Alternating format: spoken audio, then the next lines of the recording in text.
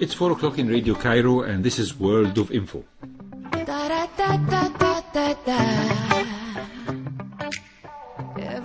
It's a great pleasure and honor to have with us today His Excellency Ambassador Lubaya, Ambassador of Zambia in Cairo, who is a Major General retired from the Zambian Army, and we are going today to talk about Zambia with me, Dr. Amr Mabrouk, and Dua Muhammad is at the control in the World of Info from Radio Cairo. Well, in this beautiful afternoon, coming live from Radio Cairo, the World of Info, and today we have the honor and great pleasure to have with us Major General Lubaya, the Ambassador of Zambia in Cairo. Ambassador Lubaya has had a great and colorful career in the Zambian Army with great achievements. He is an engineer who graduated from the Technical Military College and reached the rank of a Major General in the Zambian Army, and until he reached to become the Deputy Commander and Chief of Staff of Zambia.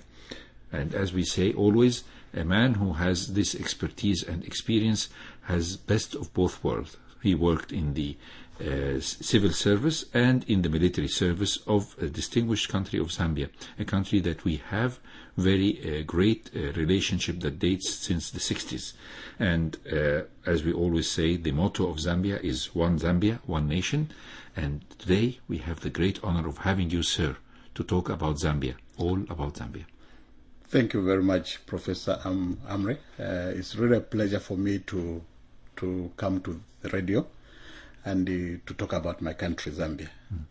It's a great pleasure and honor to have a window opened to our friendly country, Zambia, a country that is officially the Republic of Zambia, is a landlocked country in South Central Africa, although some sources consider it to be part of East Africa. How much did the geography of Zambia affect or shape its status? Thank you very much, Professor Amr. Maybe I should start by saying this program has come at the right time, because in 21 days' time we shall be commemorating Zambia's National Day, which we gained from the British in 1964.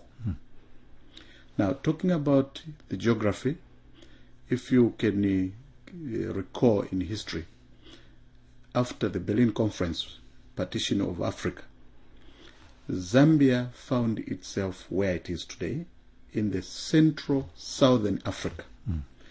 But maybe because of the relationships that it had with the countries in the east, when the southern borders were closed, because of the liberation struggles that were going on, people thought it belonged to the Eastern Bloc.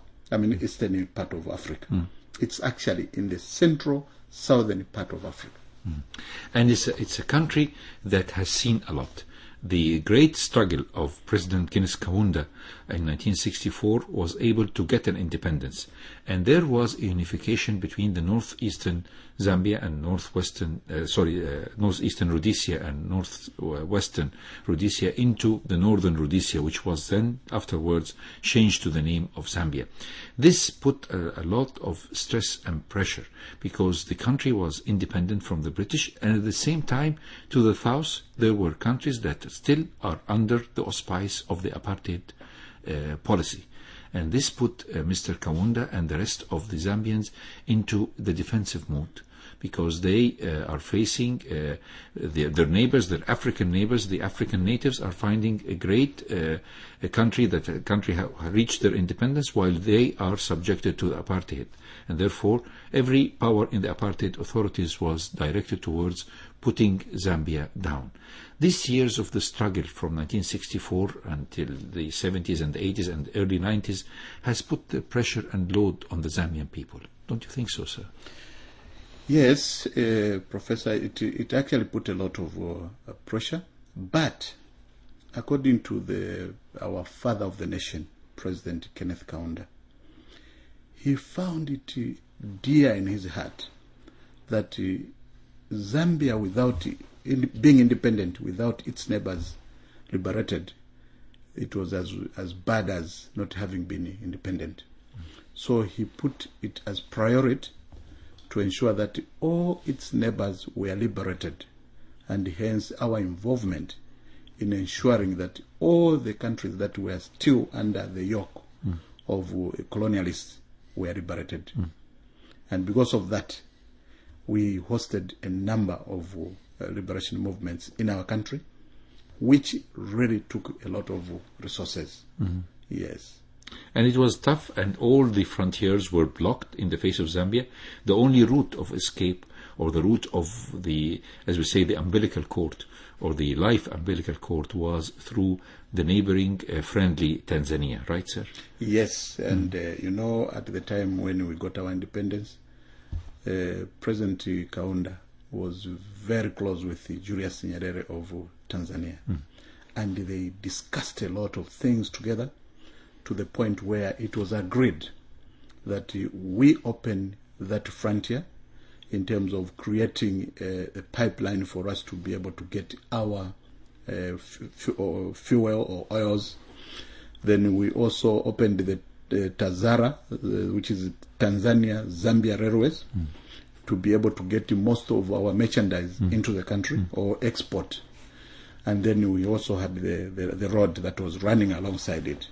So really, that was a lifeline when all these other borders were closed.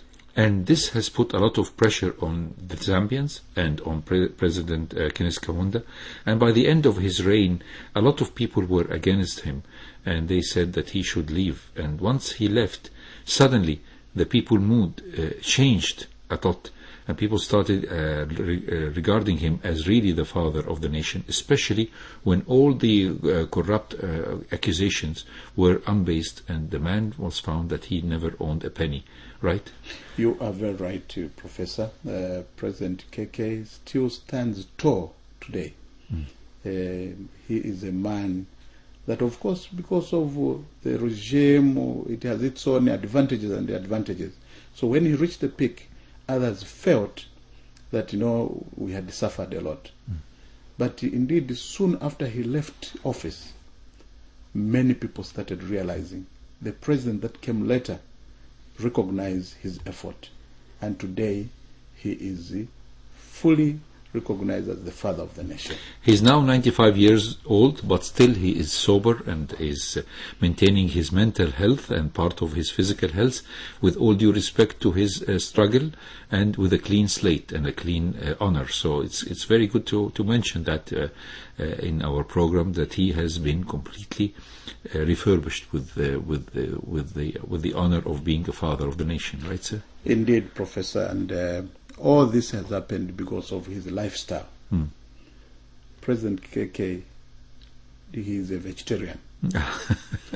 He did a lot of sporting. And so he has been able to live up to this stage without so much ailments. So again, that's a lesson to many people, that we need to check our diet and our bad habits in eating. Yes, right? yes, That's a very good advice from His Excellency Ambassador of Zambia. And I think after the break we have more to discuss about Zambia and its history and its rising economy. We are still listening to the World of Info, coming live from Radio Cairo with Major General Lubaya, the Ambassador of the Republic of Zambia in Cairo. Sir, it's a great pleasure. Thank you very much. So we're still going live on air from World of Info, Radio Cairo 95.4, with His Excellency Ambassador Lubaya. And you can always reach us on 257-89407, Studio 3, with Dua Muhammad at the controls, and I'm Amr Mabrouk.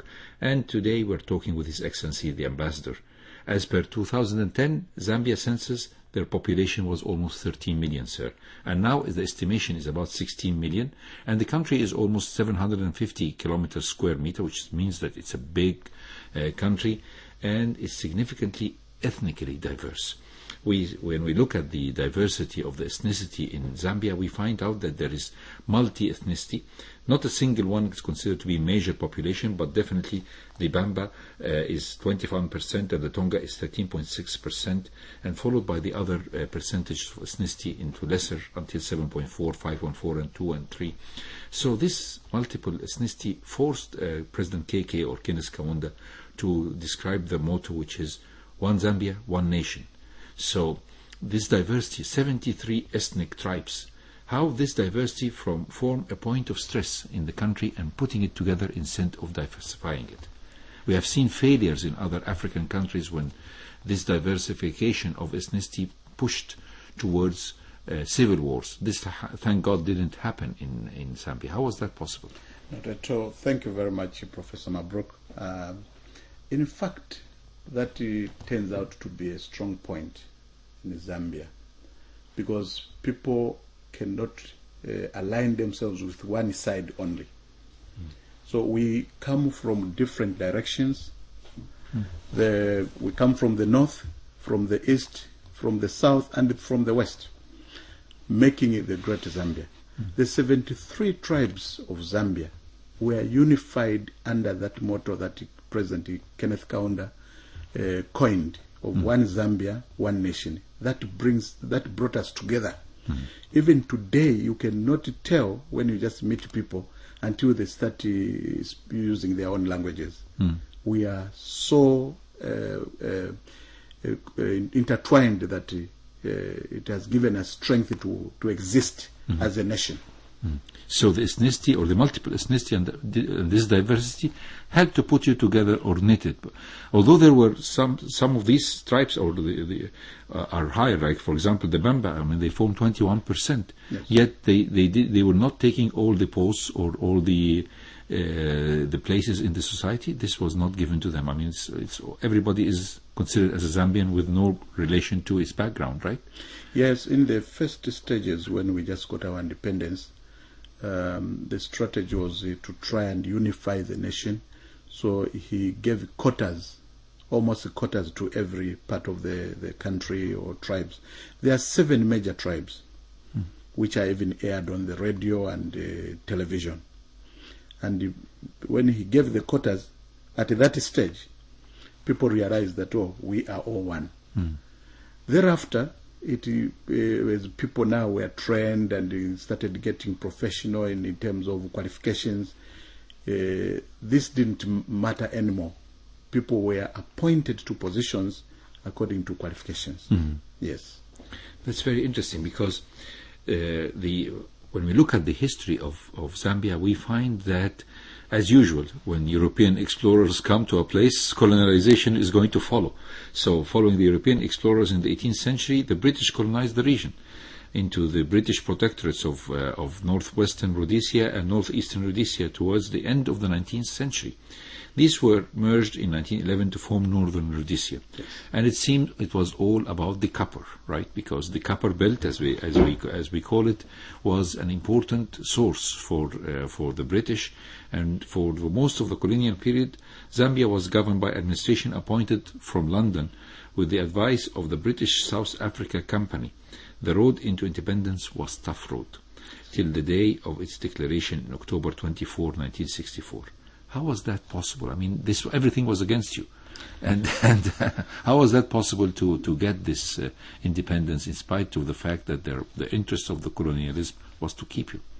Yes, when you look at the system of governance by the colonialists, the British didn't come in per se to set base.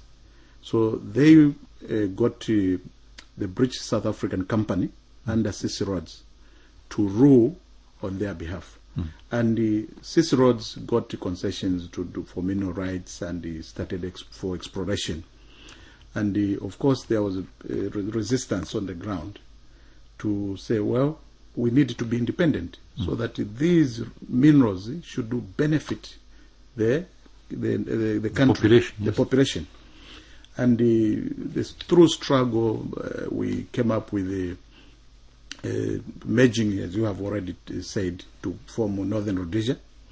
And eventually there was even what was called Rhodesia and Nyasaland, where Northern Rhodesia, Malawi now, which was Nyasaland, and Southern Rhodesia merged as one country.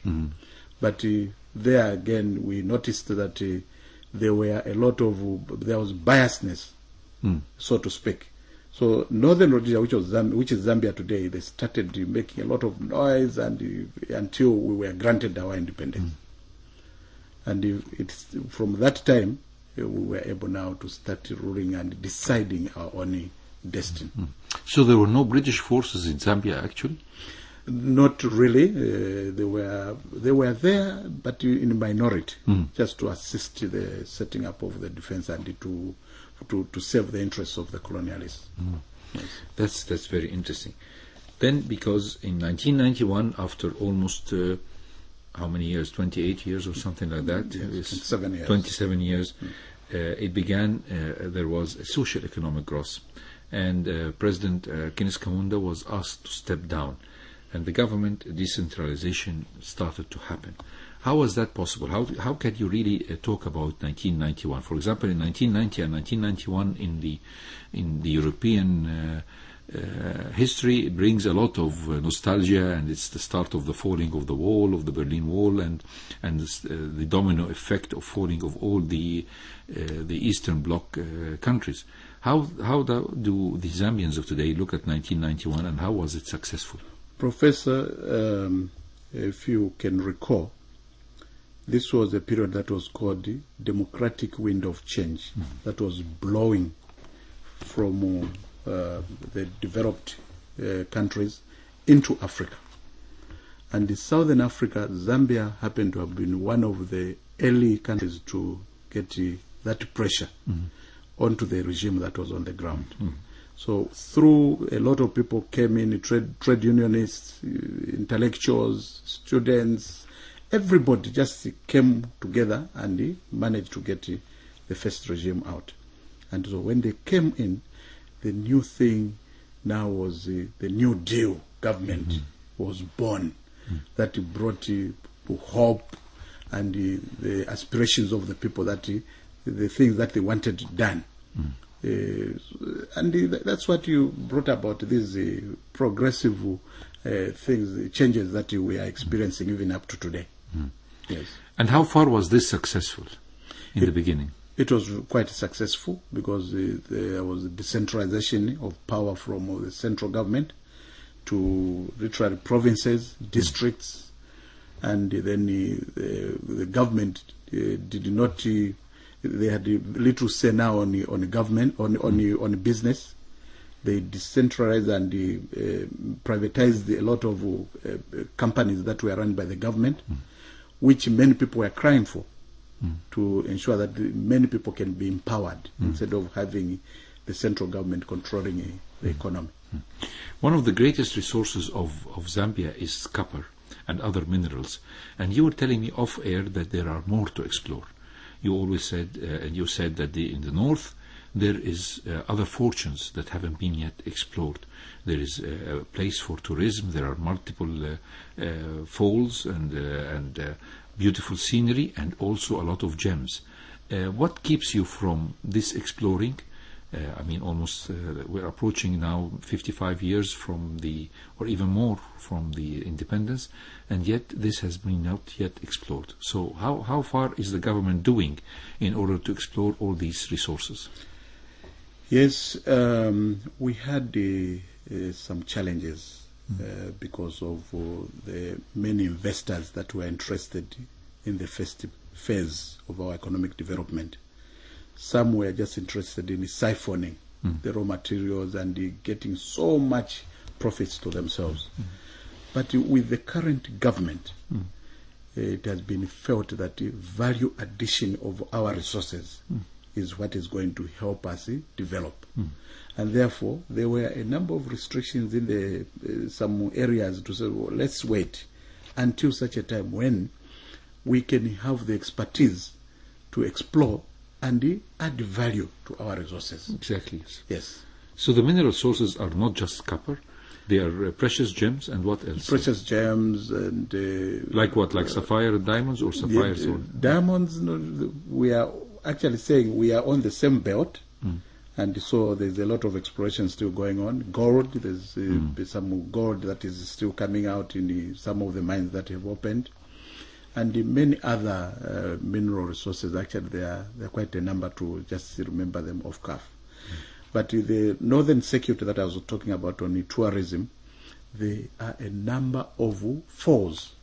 not only the mighty Victoria Falls that you know of in the southern part of Zambia, but also in the north, many other falls are now being promoted, and it is creating an environment where when people go there, so we are still sitting on a lot of wealth that needs to be developed through maybe our own resources or with the help of other investors from outside. And there's a lot of sightseeing as well can be done over there, right? Yes. Of animals and open forests and things like open zoos. We have so many game management areas. We have all the big 5 animals that you can think of, the buffalo, elephant, the lion, name them, yes, giraffes. So you have a lion's share of that. Yes. So I was very happy to read that in 2010 the World Bank named Zambia as one of the world's fastest economically reformed countries. How was that possible? I mean, 19 years of the removal of the totalitarian authorities. How was it possible to reach a fast economy growing, and how far is this going on in 2019? Thank you very much, Professor Mabrouk. It's the policies. We have structured economic development plans, long-term and medium-term. And now, when you look at that 2010 being mentioned, we had gotten a lot of assistance when we changed from the first regime to the second. And we had the economic reforms taking place. We had debt cancellation that was taking place, because they had seen that we had now embraced the democratic principles. And so we got a lot of support from World Bank, IMF, to the point where even our economy started growing. And also the price of copper had on the world market had really gone up to the benefit of the nation. And so these are some of, and even today we have very good national development plan. At the moment we are on the 7th national development plan that spells out exactly what is required of the nation to improve our economy. That's very impressive. We're still talking with His Excellency Ambassador of Zambia, Ambassador Tobli Lubaya, and after the break we have more about Zambia. We're still listening to the World of Info with His Excellency Ambassador Tobli Lubaya, Ambassador of Zambia in Cairo, and we are going to tackle certain important subjects, because at the moment, or at the time of the independence, as usual, Zambian people were more or less illiterate. Almost 95% literacy was there in 1964, and education has started to get its toll on the population. Almost now 60% are literate, and a lot of people have gone abroad for scholarships and came back to build the country. How far is education going, and how far are you fighting the illiteracy, sir? Professor Mabrouk, it's a good question. And indeed, admittedly, at the time of independence, there were very few graduates. But the government provided free education in the early days. And then we got a lot of support from well-wishers for friendly countries, where a number of people were trained abroad and locally. Today we are talking of a number of universities that have been established in the country. Schools are being built everywhere across the country to ensure that at least almost everyone must have basic education.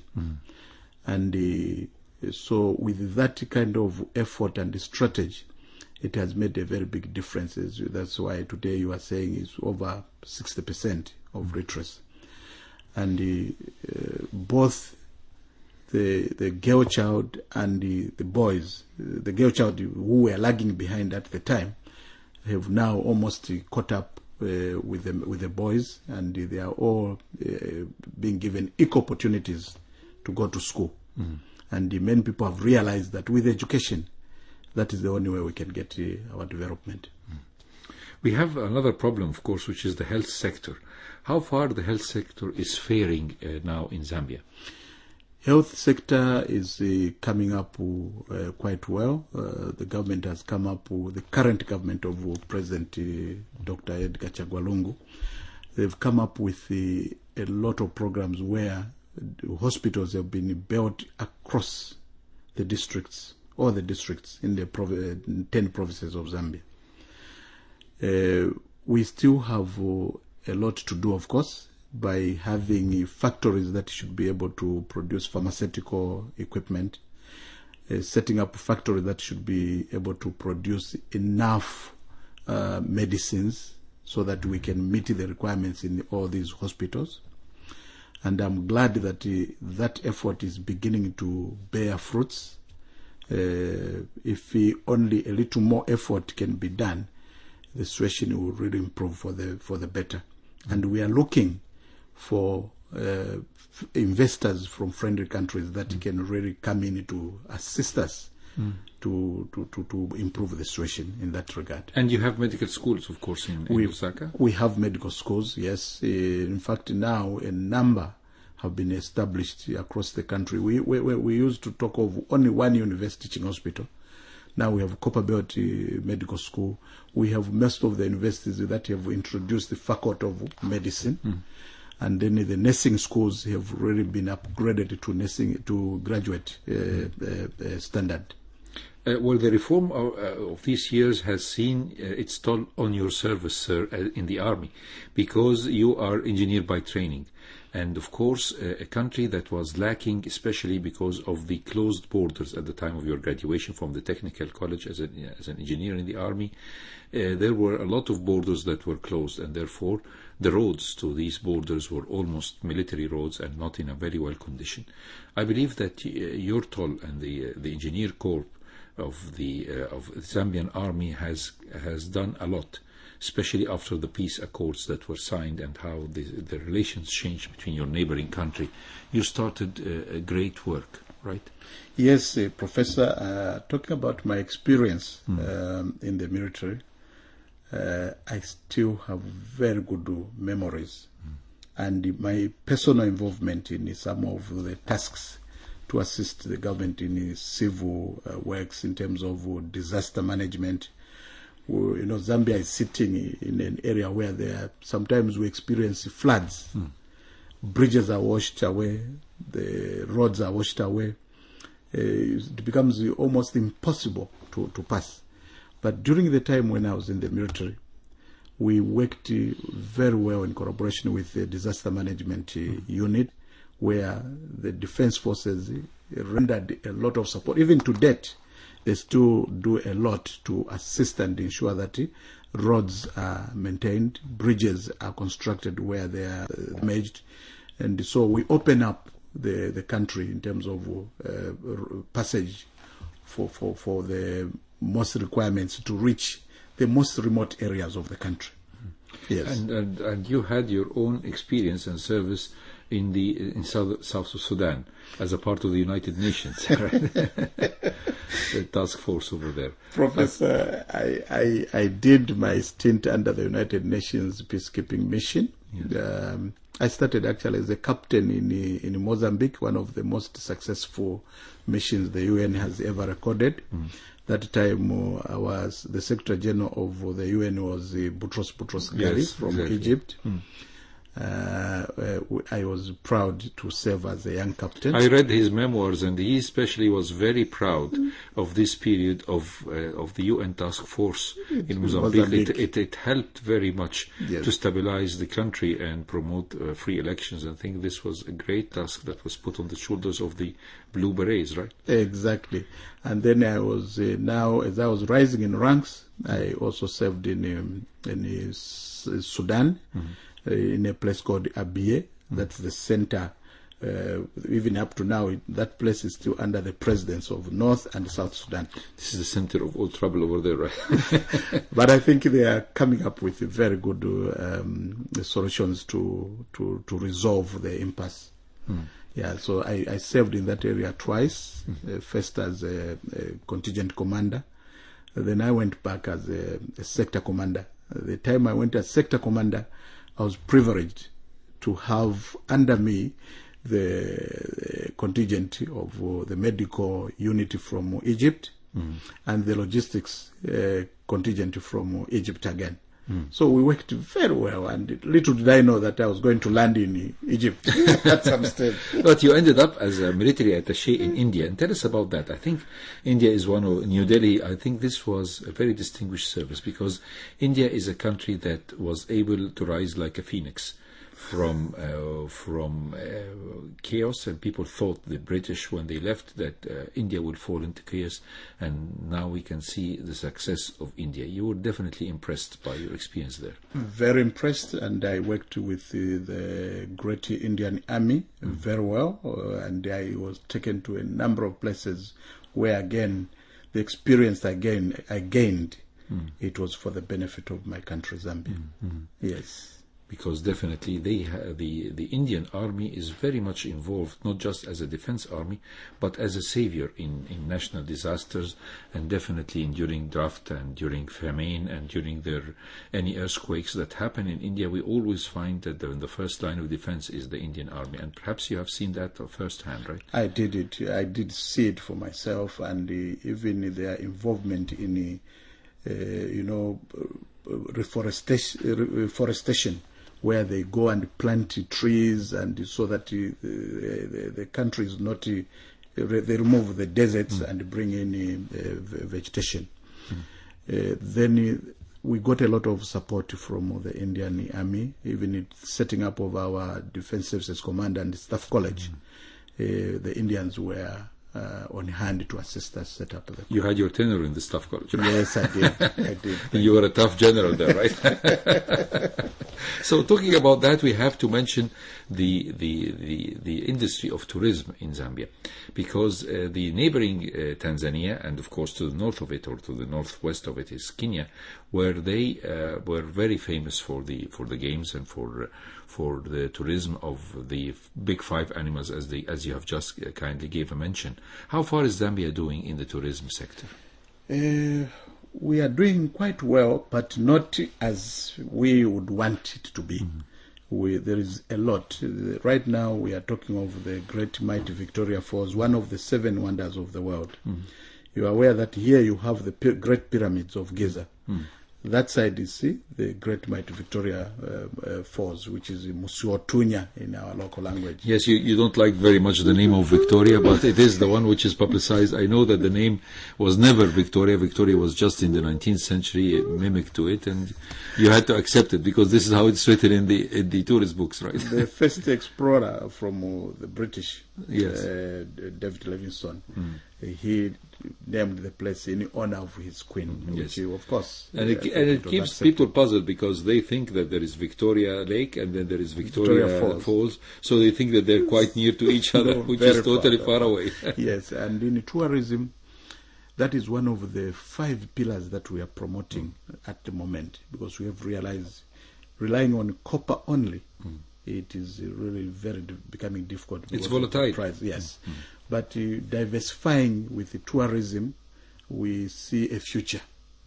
And if we can improve some of the areas that are not yet explored, we are likely to really get there. I compare the Egyptian tourism strategies, it is amazing. And this is what we are saying, let us learn more and connect with Egypt. Then our tourism industry also just increase. Of course. Yes. Of course. So you are of course on the plane sectors, the aeroplane sectors and airways. So I think one of the most important things is to have friendly airways that will connect you with other countries, so that there will be a tourist hub. How far is the Zambian Airways faring enough? Zambia Airways was closed after 1991. But we are now actually recreating the Zambian Airways. But in the meantime, to fill the gap, we have the Ethiopian Airline, South African Airline, Kenyan Airways.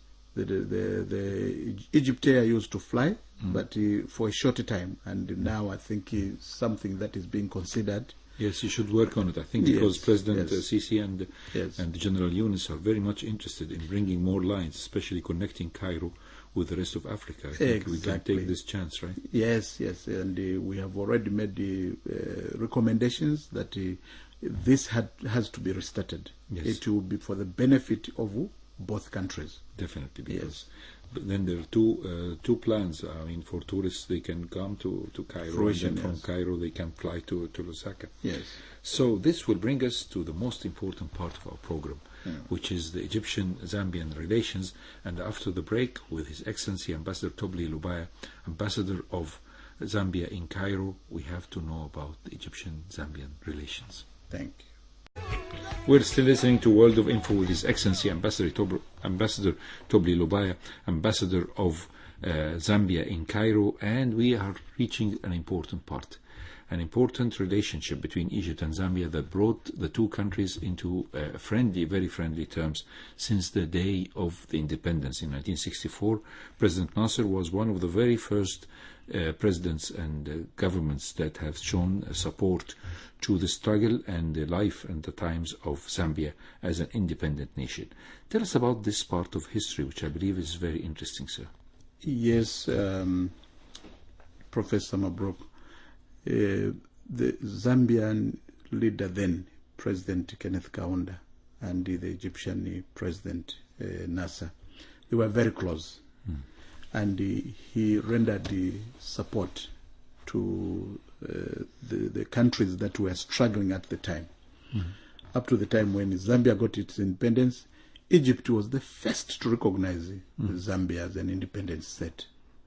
And then he still rendered a lot of support for the remaining countries that were still unliberated in terms of resources.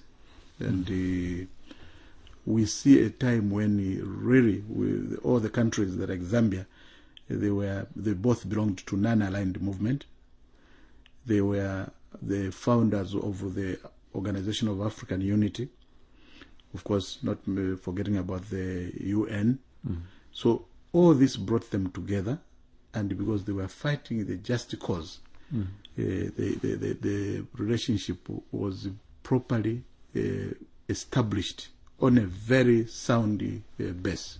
And I think in 1973, Zambia has shown great support to Egypt during the 1973 war, right? Yes. But really, I wanted to talk about the establishment of bilateral relations. In 1964, immediately Zambia got its independence. Egypt was one of the first countries to recognize Zambia, and so the diplomatic relationships were established at that time. 1965, we opened the chancery here in Cairo, and Egypt did the same in Zambia, Lusaka. Since that time to date, we are still having a very good relationship. We haven't broken the ties, and actually we have improved more and more in terms of memorandum of understanding and cooperation areas of cooperation. What are the sites of cooperation between Egypt and Zambia, and in what fields? Mainly agriculture. Right now we have the joint venture that is running between the Ministry of Agriculture here and the Ministry of Home Affairs through the correctional services. It has brought a big change. Yes. Do some Egyptians, experts or experienced people from the government served in Zambia? Yes, even now we still have experts that are attached at this joint venture, which is just going to be also expanded to yet another area to provide many more agricultural production units. Yes. And what other fields besides agriculture is there cooperation between Egypt and Zambia? Defense and security. We do have a number of officers that are coming for training at various levels, and education, medical. We have a lot of scholarships that are being offered to Zambia from Egypt. Medical support in terms of training and even trading. in also construction, we have a number of companies from Egypt that have established themselves in Zambia, like the Arab contractors. At one time they were there.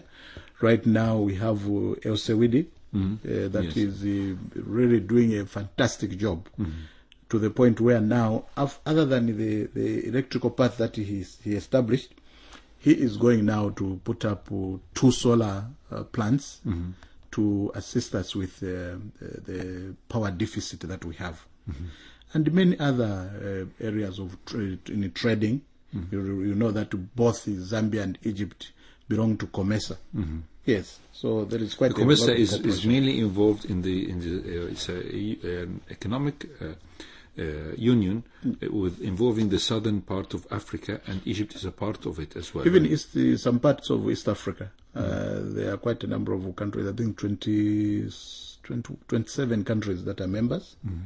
So in terms of trade, before this one, which has just been established, Africa Continental Free Trade Area, this one was a very good vehicle of trading. And so the imports of Egypt from Zambia include copper and other materials? Copper, not very much, but even agricultural products, yes. But we are getting a little more of items from here into Zambia than the other way around. Yes.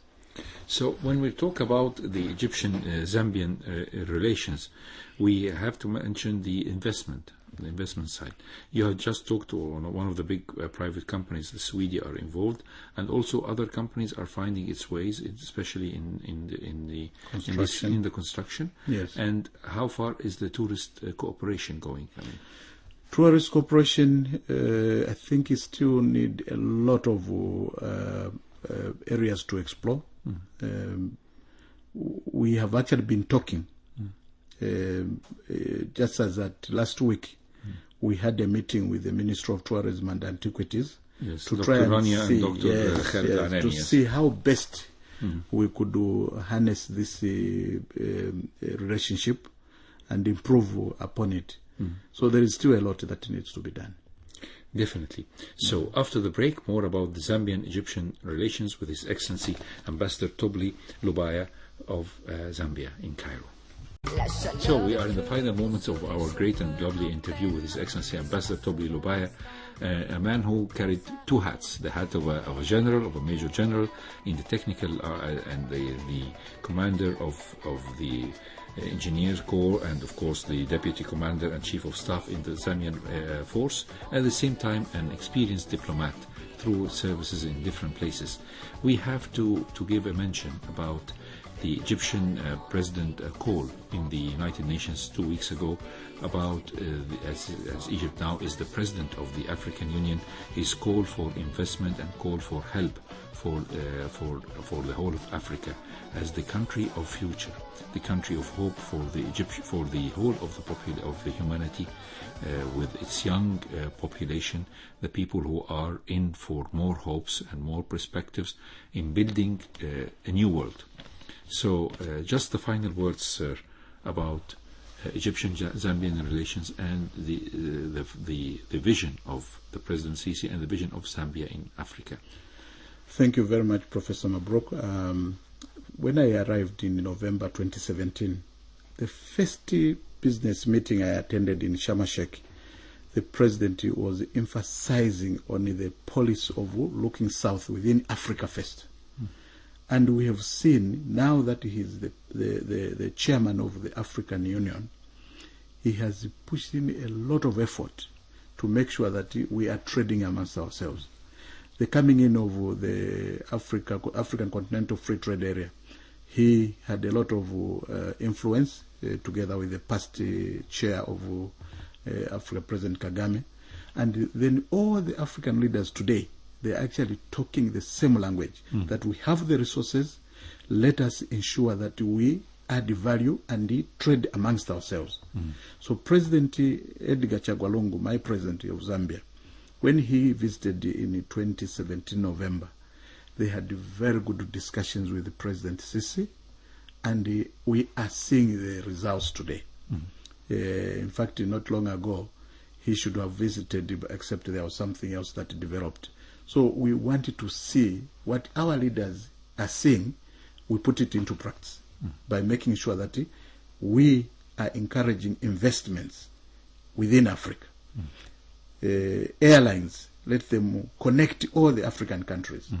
Road communications, let them connect all the African countries. We are always dreaming of the hope of the Cairo-Cape Town Cairo road. In fact, it will pass through Lusaka. Yes. And maybe at one day we'll cross the road from Cairo to Lusaka. Inshallah, we shall get there.